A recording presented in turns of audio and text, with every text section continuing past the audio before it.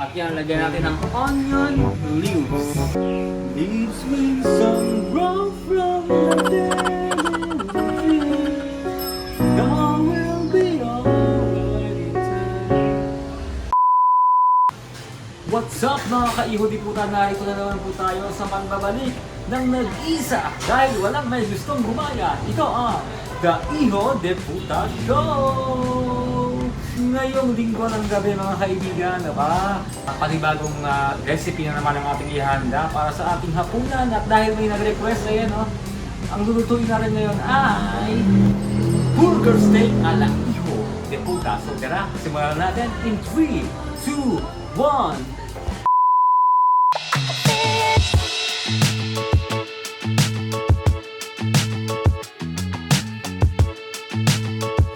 Sisimulan na po natin ang burger steak ala Iho de Puta. So, siyempre, nagpalit na tayo ng mantika, no? At halo muna natin, iprito muna natin itong burger steak patty. Ayan.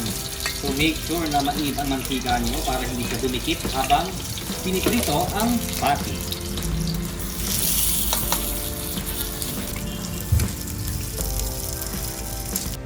So ayun mga ka-Iho de Puta, no? After 3 to 5 minutes, di ba?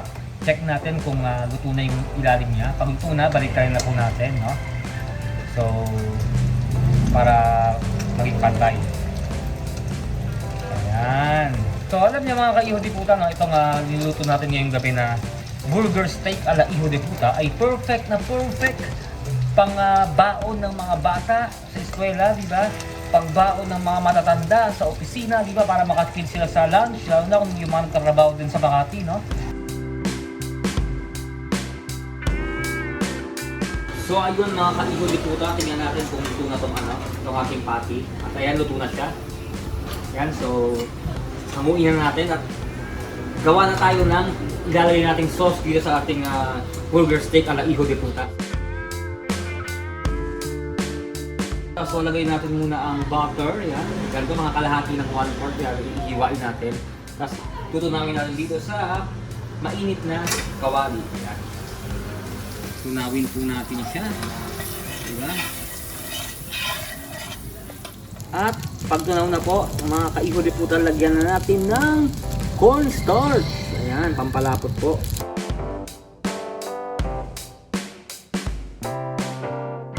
So ayun nga mga ka-Iho de Puta, no? Medyo lumalapot na itong ating sarasa ng ating specialty for tonight, which is burger steak ala Iho de Puta.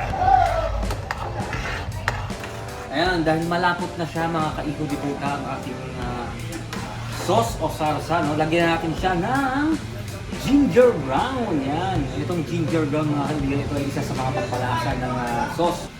Kalahati lang ng teaspoon ang ating ilalagay na ginger brown para hindi masyadong maalat. So ayun, next natin, lagyan natin ng black pepper. So dating gabi, kalahati lang na teaspoon ang ilagay natin. Huwag masyadong marami dahil baka naman umanghang ito.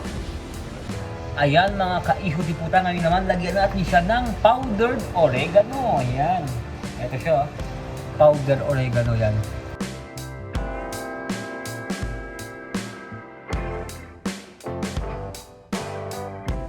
At ngayon naman, ka-Iho de Puta, lagyan naman natin ng garlic powder.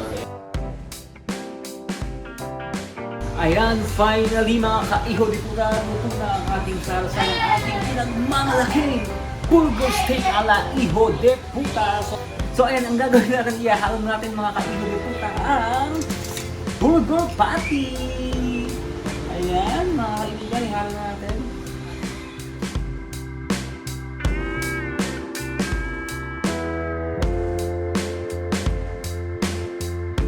At yan, lagyan natin ng onion leaves. Leaves with some grow from the dead in the field.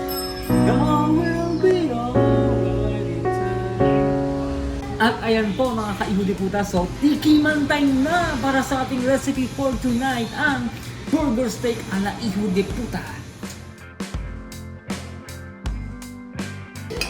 Ayan.